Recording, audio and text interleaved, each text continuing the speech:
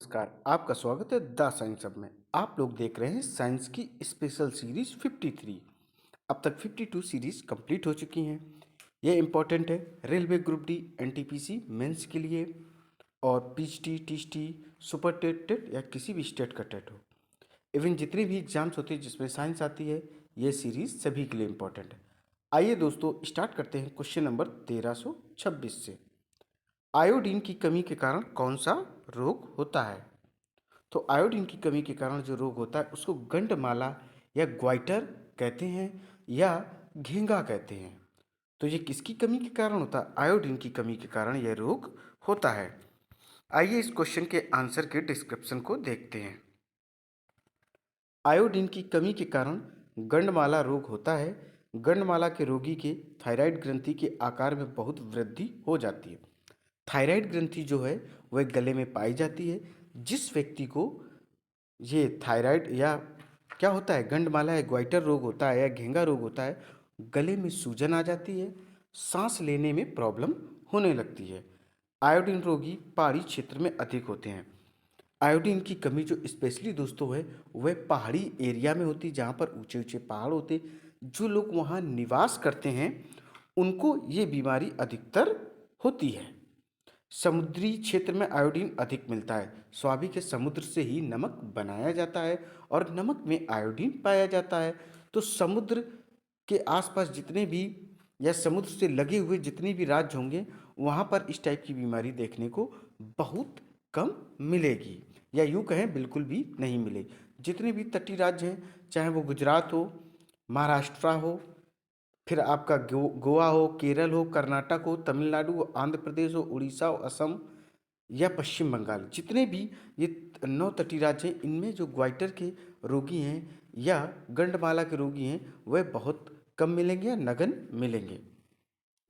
Toxic goitre और एक्सोप्लेथमिया रोग अधिकता में होती है।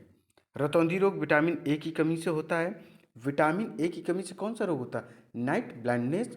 और विटामिन ए का जो नाम होता है साइंटिफिक, वो होता है रेटिनॉल। रूसी, जिसको स्कर्वी कहते हैं, रोग विटामिन सी की कमी से होता है। विटामिन सी हमें कहाँ से प्राप्त होता है? ये सारे खट्टे पदार्थों से विटामिन सी प्राप्त होता है। और बात करें विटामिन ए तो स्पेशली गाजर से, बाकी जितने भी पीले प्रकार के फल हैं सभी से विटामिन ए प्राप्त होता है।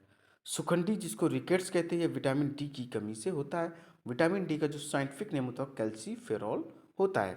यह हमें सूर्य प्रकाश से प्राप्त होता है और दूध दही से भी प्राप्त होता है। अब देखेंगे हम लोग क्वेश्चन नंबर 1327। हमारे वातावरण में कितने प्रतिशत नाइट्रोजन है? तो इसका करेक्ट आंसर हो जाएगा 78। 78% अपने वातावरण में क्या है, नाइट्रोजन उपस्थित होती है। ऑक्सीजन 21% है। जो कार्बन डाइऑक्साइड है जिसका सूत्र CO2 है वह होता है 0.03%। 0.03% कार्बन डाइऑक्साइड, 21% ऑक्सीजन, 78% नाइट्रोजन। वायुमंडल में CO2 की मात्रा में वृद्धि हो रही है। CO2 ठोस बर्फ है। क्या है? CO2 जो है वह ठोस बर्फ होती है। अब हम देखेंगे क्वेश्चन नंबर 1328। नक्शे के अध्ययन को क्या कहा जाता है? तो इसका करेक्ट आंसर हो जाएगा कार्टोग्राफी। जो नक्शा होता है विभिन्न कंट्रियों के, विभिन्न स्टेट की, जितने भी राज्य या कंट्री हैं सभी के नक्शे होते हैं। तो इस नक्शे का भी अध्ययन किया जाता है कि इसको कैसे पढ़ें, कहाँ पे नदी है, कहाँ पे रोड है, कहाँ पर वन है, कहाँ पर मानव की आबादी है। तो इसका जो अध्ययन स्पेशली किया जाता है नक्शे का, उसको कार्टोग्राफी कहते हैं। देखिए, नक्शे का अध्ययन कार्टोग्राफी में होता है। ज्योग्राफी में भूगोल के अंतर्गत पृथ्वी के बारे में विस्तृत जानकारी होती है। भूगोल को क्या कहते हैं? जियोग्राफी इसको कहते हैं। जियोलॉजी में भूगर्भ का अध्ययन किया जाता है। एपिग्राफी, एपिग्राफी में शिलालेख का अध्ययन किया जाता है। जो विभिन्न प्रकार के शिलालेख निकलते हैं विभिन्न राजाओं के, उनमें क्या लिखा है और उसके बारे में पूरी विस्तृत जो स्टडी की जाती है उसे एपिग्राफी कहते हैं। बात करें क्रिप्टोग्राफी, क्रिप्टोग्राफी में गूढ़ लेखन का अध्ययन किया जाता है जिसे बीज लेखन भी कहते हैं। आइए अब क्वेश्चन देखेंगे हम लोग 1329। ये क्या दिया गया है? काफ़ी बड़ा दोस्तों क्वेश्चन है। निम्नलिखित अंश को पढ़ें और इस पर आधारित प्रश्नों के उत्तर दें। जलवायु परिवर्तन के जो जलवायु परिवर्तन है, देखिए क्या दिया गया दोस्तों, जरा इसको मिटाते हैं फिर पढ़ते हैं। जलवायु परिवर्तन के मौसमी पैटर्न प्रभावित होने के कारण जल प्रबंधन और वितरण महत्वपूर्ण हो गया है। इन दिनों में शहरी क्षेत्रों में वर्षा के जल का संचयन विशेष रूप से बहुत महत्वपूर्ण हो गया है। इस क्रिया में बाद में उपयोग करने के लिए वर्षा के जल का संग्रह करना और उसका भंडारण करना शामिल है। यह भूजल स्तर का पुनर्भरण करता है, मानसून के दौरान पानी के अपवाह को रोकता है, मिट्टी का कटाव कम करता है और पीने के पानी की उपलब्धता में क्या मदद करता है। इन सबसे ज़्यादा ये जल संरक्षण की पद्धति को बढ़ावा देता है। यह पैराग्राफ निम्नलिखित में से किस कथन का सबसे अधिक समर्थन करता है? बिल्कुल दोस्तों बताएं। तो इसका जो दोस्तों करेक्ट आंसर हो जाएगा सी नंबर, वर्षा जल संचयन समय की मांग। अर्थात देखिए दोस्तों, वर्षा जो होती है वो एक निश्चित समय पर होती है। 3 महीने 2 महीने उसका टाइम फिक्स होता है कि उत्तर भारत में जो मानसून है लास्ट जून में आएगा और लगभग सितंबर अक्टूबर तक बारिश होगी। स्पेशली जुलाई अगस्त में अच्छी खासी बारिश होती है। इसका बाद मानसून रिटर्न होता है। तो दोस्तों फिर क्या होता है, कुछ ऐसे एरिया होते हैं जहाँ पर बारिश बहुत कम होती, स्पेशली राजस्थान ले लो, या बहुत सारे ऐसे स्टेट हैं जहाँ पर बारिश की संभावना कम रहती। तो लोग बारिश का पानी संचय करके वहाँ पर रखते हैं ताकि उस पानी का अलग अलग तरीके से वो अपने दैनिक जीवन में उपयोग कर सकें। तो इसका करेक्ट आंसर मैंने आप लोगों को बताया है, सी है वर्षा जल संचयन समय की मांग। आइए इस क्वेश्चन के आंसर के डिस्क्रिप्शन को समझते हैं। बिल्कुल दोस्तों देखिए आराम से, दिया गया पैराग्राफ सर्वाधिक वर्षा जल संचयन पर बल देती है। वर्षा जल सबसे शुद्ध जल होता है। वर्षा जल का संचयन अत्यंत आवश्यक है क्योंकि अधिक दोहन से भूमिगत जल में भारी कमी आई है। इस कारण वर्षा जल का संरक्षण करना अनिवार्य है। जो छत आदि पर पानी की टंकी बनाकर जमा किया जा सकता है तथा उसका स्नान, कपड़ा धोने, बर्तन साफ करने, मकान बनाने तथा औद्योगिक क्षेत्र आदि में उपयोग किया जा सकता है। अब क्वेश्चन देखेंगे लोग 1330। देखिए क्या है, पाचन में मदद करने के लिए शरीर में कौन सा एसिड प्रयोग किया जाता है? तो इसका करेक्ट आंसर हो जाए हाइड्रोक्लोरिक एसिड। हाइड्रोक्लोरिक एसिड का जो फॉर्मूला होता है वह होता है HCl। क्या होता है? HCl होता है। देखिए इस क्वेश्चन के आंसर के डिस्क्रिप्शन को, पाचन में मदद के लिए शरीर में हाइड्रोक्लोरिक एसिड प्रयोग किया जाता है। अमाशय के ऑक्सटिंट क्या बोलते हैं, ऑक्सटिंक कोशिकाओं से हाइड्रोक्लोरिक अम्ल निकलता है। हाइड्रोक्लोरिक अम्ल भोजन के माध्यम को अम्लीय बना देता है जिससे लार के टाइलिन की क्रिया समाप्त हो जाती है। भोजन के अमाशय में पहुंचने पर पाइलोरिक ग्रंथियों से जठर रस निकलता है। जठर रस, जिसको गैस्ट्रिक जूस कहते हैं, हल्का पीले रंग का अम्लीय द्रव होता है। अम्ल का मतलब होता है जिसकी पीएच वैल्यू 7 से कम हो, अर्थात 6.9 तक है तो उसे एसिड की कैटेगरी में रखेंगे। अगर 7 है तो वह उदासीन या न्यूट्रल की कैटेगरी में होगा। इसी जगह अगर 7 से अधिक है, 7.1 से स्टार्टिंग है 14 तक है, तो वह बेस या क्षार कहलाएगा। पेटिशन प्रोटीन को खंडित कर सरल पदार्थों में परिवर्तित कर देता है। यकृत से पित्तरस निकलता है। अब देखें question number saurology. Question number है 1331। सोरोलॉजी में किसका अध्ययन किया जाता है? तो इसका करेक्ट आंसर हो जाए छिपकली। सोरोलॉजी में छिपकली का अध्ययन किया जाता है। ओफियोलॉजी में सर्पों का अध्ययन किया जाता है जिनको सांप कहते हैं। एंटोमोलॉजी में कीट पतंगों का अध्ययन किया जाता है। जीरोंटोलॉजी में वृद्धावस्था से संबंधित अध्ययन किया जाता है। जीरोंटोलॉजी वृद्धावस्था का अध्ययन, एंटोमोलॉजी कीट पतंगों का अध्ययन, ओफियोलॉजी सर्पों का अध्ययन, सोरोलॉजी छिपकली का अध्ययन। अब देखें क्वेश्चन नंबर 1332। दुनिया का पहला मानव हृदय प्रत्यारोपण किसने किया था? इसका करेक्ट आंसर हो जाएगा B number, Christiaan Barnard. Christiaan Barnard Barnard एक ऐसे साइंटिस्ट थे जिन्होंने first of all human being के हार्ट को ट्रांसफर किया था, अर्थात इधर से उधर ट्रांसफर किया था। आइए इस क्वेश्चन के आंसर के डिस्क्रिप्शन को समझते हैं। दुनिया का प्रथम मानव हृदय प्रत्यारोपण क्रिस्टियान बर्नार्ड ने किया था। रक्त पर संचरण की खोज विलियम हार्वे ने की थी। रक्त पर संचरण को इंग्लिश में ब्लड सर्कुलेशन बोलते हैं। लिंग हार्मोन की खोज स्टेनाच ने की थी। किसने की थी? स्टेनाच ने की थी।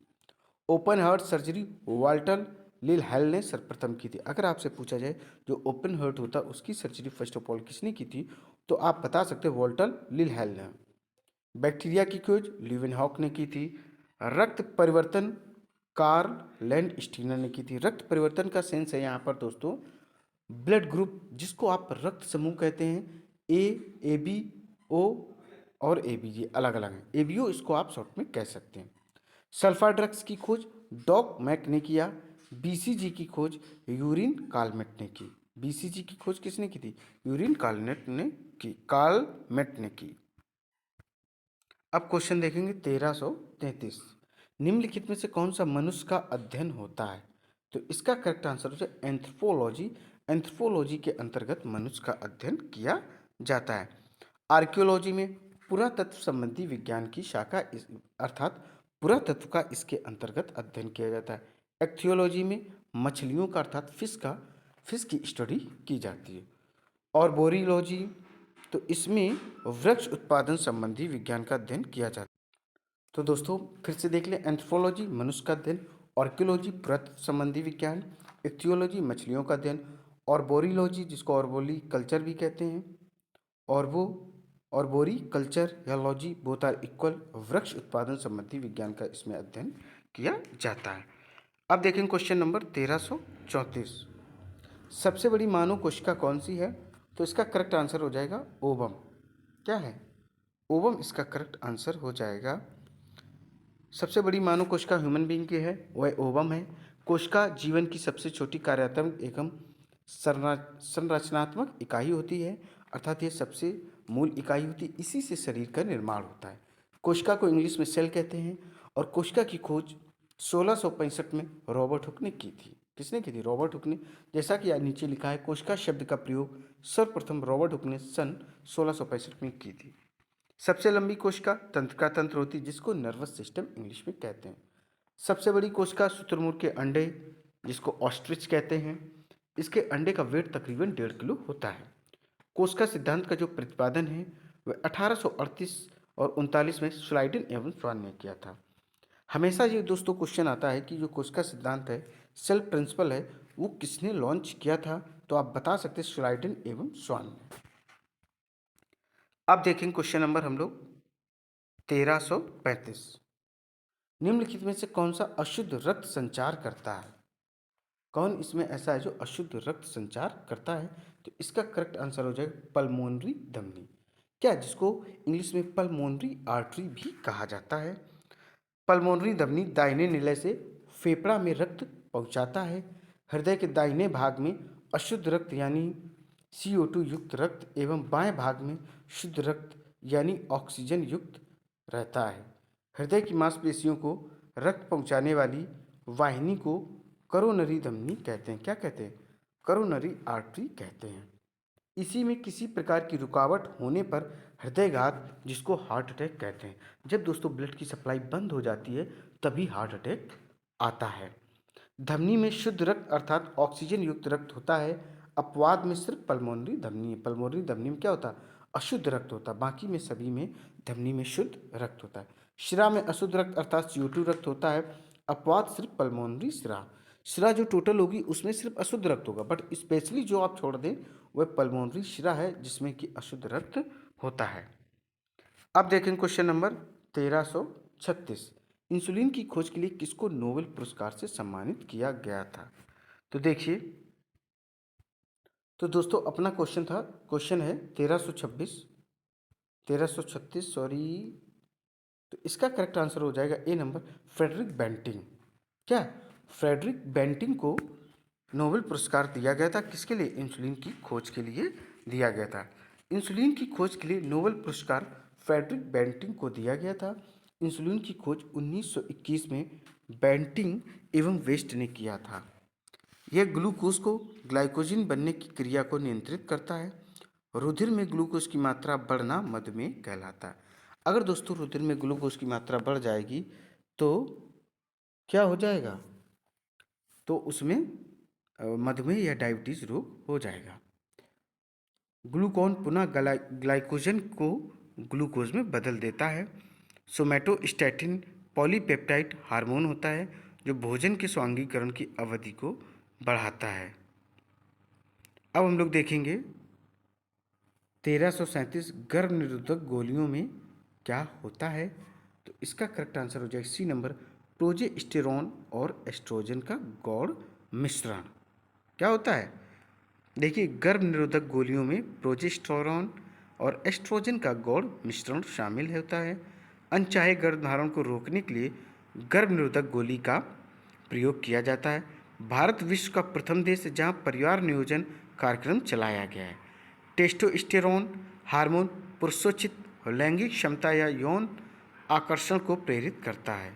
एस्ट्रोजन अंडवाहिनी के परिवर्धन तथा स्तन वृद्धि करने में सहायता करता है। अब क्वेश्चन देखेंगे हम लोग 1338। निम्न में से कौन सा कुइपर बेल्ट शरीर के लिए एक प्रोब है? तो इसका करेक्ट आंसर हो जाएगा न्यू हॉरिजन। क्या है? न्यू हॉरिजन इसको कहते हैं। न्यू हॉरिजन कुइपर बेल्ट शरीर के लिए एक प्रोब है। विभिन्न प्रकार के बेल्ट शरीर के रोग निदान में सहायक हैं। अब देखेंगे क्वेश्चन नंबर हम लोग 1339। गले का एक फैला हुआ हिस्सा जो लड़कों में आवाज बॉक्स बढ़ाने के लिए जिम्मेदार होता है उसे क्या कहते हैं? तो इसका करेक्ट आंसर हो जाएगा एडम का सेव, एडम्स एप्पल इसको कहते हैं। देखिए इस क्वेश्चन के आंसर का डिस्क्रिप्शन। गले का एक फैला हुआ हिस्सा जो लड़के में आवाज बॉक्स बढ़ाने के लिए जिम्मेवार है या जिम्मेदार होता है उसे एडम एप्पल कहते हैं। मनुष्य के गले में श्वसन नलिका ट्रैकिया के दोनों ओर लैरिंक्स के नीचे स्थित रहती है। अपटू ग्रंथि जिसको थायराइड ग्लैंड्स कहते हैं। लैरिंक्स या स्वतंत्र श्वसन मार्ग का वह भाग जो ग्रेसनी को ट्रैकिया से जोड़ता है, इसका मुख्य कार्य ध्वनि उत्पादन करना होता है। लैरिंक्स प्रवेश द्वार पर एक पतला पत्ती समान कपाट होता है जिसे एपिग्लॉटिस कहते हैं। क्या कहते हैं? एपिग्लॉटिस कहते हैं। आइए दोस्तों अब देखेंगे क्वेश्चन नंबर 1340। एक्सरे जो अब चिकित्सा के क्षेत्र में दैनिक रूप से रोग निदान के लिए उपयोग किया जाता है, उसकी खोज किसके द्वारा की गई थी? तो इसका करेक्ट आंसर हो जाएगा विल्हेम रॉन्टजन। जो एक्सरा है, एक्सरा हम सभी लोग जानते हैं, तो इसकी खोज किसने की है? तो इसका करेक्ट आंसर क्या हो जाएगा? विल्हेम रॉन्टजन ने। आइए देखते हैं इस क्वेश्चन के आंसर के डिस्क्रिप्शन को। एक्सरे जो अब चिकित्सा के क्षेत्र में दैनिक रूप से रोग निदान के लिए उपयोग किए जाते हैं, इसकी जो खोज है विल्हेम रॉन्टजन ने की थी। एक्सरे की जो तरंग दैर्घ्य परिसर होती है 10⁻⁻10 मीटर से 10⁻⁻8 मीटर तक होती है। एक्सरे तरंग की जो आवृत्ति परिसर होती है हार्ट्स में जिसको नापते हैं 10⁻18 से 10⁻16 तक होता है। 10⁻³ मीटर से 10⁻² मीटर की तरंगें सूक्ष्म तरंगें कहलाती हैं। दीर्घ रेडियो तरंगों की खोज मार्कोनी ने की थी। अगर आपसे पूछा जाए कि दीर्घ रेडियो की जो तरंगें होती हैं, रेस होती हैं, वेव्स होती, उसकी खोज किसने की थी? तो वो की थी मार्कोनी ने। अब देखेंगे क्वेश्चन नंबर हम लोग 1341। मानव स्पाइनल कॉलम में हड्डियों की संख्या कितनी होती है? स्पाइनल कॉर्ड जिसको रीढ़ की हड्डी भी कहते हैं, तो इसमें 33 हड्डियां होती हैं। मनुष्य का कशेरुकी दंड जिसको वर्टिब्रल कॉलम कहते हैं, इसमें 33 कशेरुकियों से मिलकर बना होता, अर्थात जो अपनी रीढ़ की हड्डी होती है उसमें टोटल हड्डियों की संख्या 33 होती है। कशेरुकी के अंतर्गत वह जानवर आते हैं जिनमें रीढ़ की हड्डी पाई जाती है। कशेरुकी को इंग्लिश में वर्टिब्रेटा कहते हैं या कॉर्डेटा कहते हैं। और जिनमें रीढ़ की हड्डी नहीं पाई जाती है उनको क्या कहते हैं? उनको दोस्तों कहते हैं नॉन वर्टिब्रेटा। क्या कहते हैं दोस्तों? अर्थात अकशेरुकी उनको हम लोग कहते हैं हिंदी में। तो दोस्तों उम्मीद है कि आप लोग समझ पा रहे होंगे। देखिए, और इसका पहला कशेरुक जो कि एटलस कशेरुक कहलाता है, जो खोपड़ी को सादे रहता है। अब नेक्स्ट देखेंगे कशेरुक दंड के विभिन्न भागों में कशेरुक। गर्दन में कितनी हड्डियां होती? 7। वक्ष में 12। कटी जिसको लंबर रीजन कहते हैं 5। त्रिक जिसको सेक्रल कहते हैं 5 कशेरुक, इसमें भी 5 होती। पूंछ 4 होते हैं। अब देखेंगे क्वेश्चन नंबर हम लोग 1342। निम्नलिखित में से कौन सा जैव रेत पानी फिल्टर के संदर्भ में सही नहीं है? तो इसका करेक्ट हो जाएगा डी नंबर, उच्च गुणवत्ता वाला पानी हमेशा सुनिश्चित होता है। उच्च गुणवत्ता वाला पानी हमेशा सुनिश्चित जैव रेत पानी फिल्टर के संदर्भ में सही नहीं है। उच्च गुणवत्ता युक्त पानी उपलब्ध करना फिल्टर का कार्य नहीं होता है, बल्कि पानी में उपलब्ध गंदगी को केवल समाप्त करना होता है।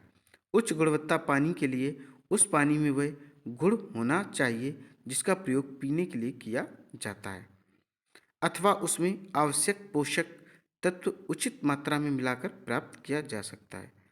अवसादन द्वारा बड़े कणों और निस्यंदन द्वारा सूक्ष्म कणों को हटाया जा सकता है। पानी को उबालकर भी कीटाणुओं को हटाया जा सकता है या उनको नष्ट किया जा सकता है। पानी में आयरन, फ्लोराइड, आर्सेनिक आदि हानिकारक पदार्थ अधिक मात्रा में पाए जाते हैं। अब देखेंगे क्वेश्चन 1343। पश्चिमी ब्लॉट खालिस्तान के लिए नैदानिक परीक्षण होता है। तो इसका करेक्ट आंसर हो जाएगा सी नंबर, HIV के लिए। जो पश्चिमी ब्लॉट होता है वो HIV के लिए नैदानिक परीक्षण होता है, अर्थात टेस्ट होता है।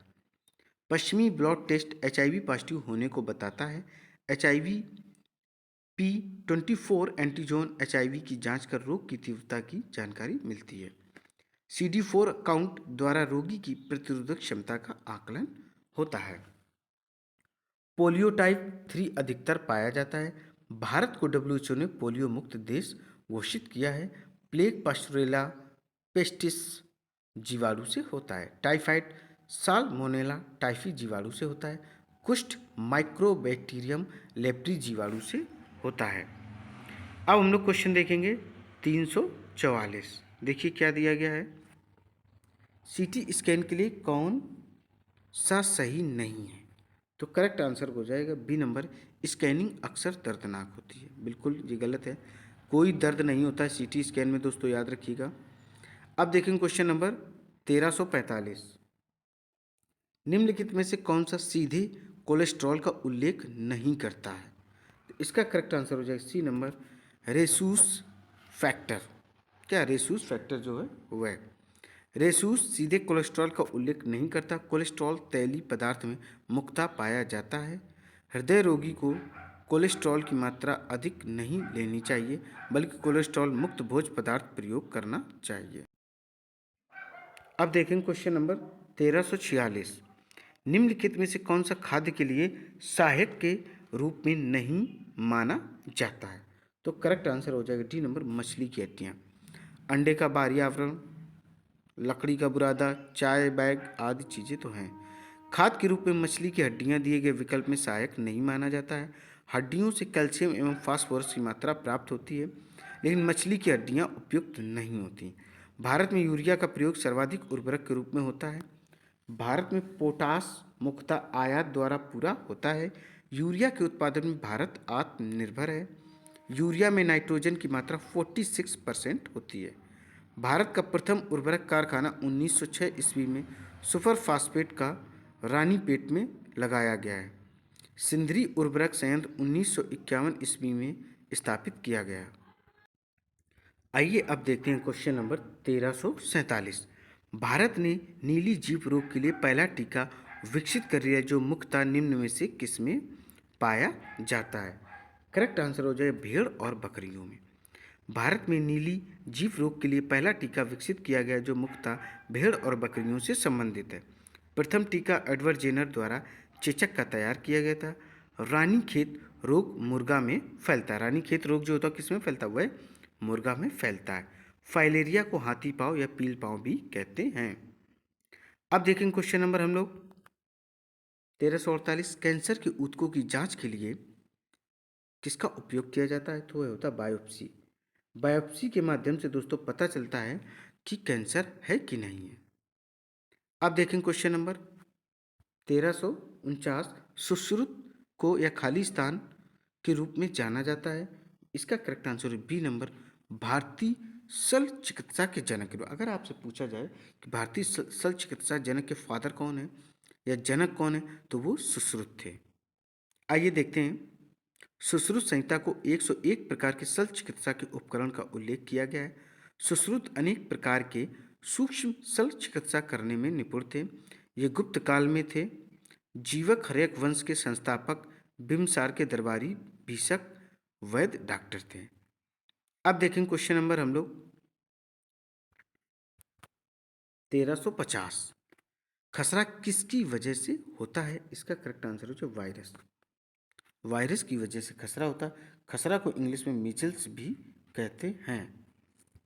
देखिए, खसरा रोग वायरस से होता है। खसरा रोग मॉर्बिली वायरस से होता है। किससे? मॉर्बिली वायरस से होता है। खसरा रोगी के संपूर्ण शरीर में लाल लाल दाने निकल आते हैं। अब देखिए कुछ रोग हैं और उनके कारण हैं, जैसे दमा कवक की वजह से, गंजापन कवक की वजह से, रेबीज वायरस की वजह से, मेनिनजाइटिस वायरस की वजह से, चेचक वायरस की वजह से, वर्ण आंधता अनुवांशिकी की वजह से, हीमोफीलिया अनुवांशिक की वजह से, इन्फ्लुएंजा वायरस की वजह से, मलेरिया परजीवी की वजह से। दोस्तों, उम्मीद है ये सीरीज आपको पसंद आई होगी। इसी तरीके की ज़बरदस्त सीरीज आपको कंटिन्यू मिलेगी। बट आपको करना क्या है, इस सीरीज को अधिक से अधिक लाइक करना, शेयर करना और मेरे चैनल को सब्सक्राइब करना। दोस्तों, जय हिंद, जय भारत।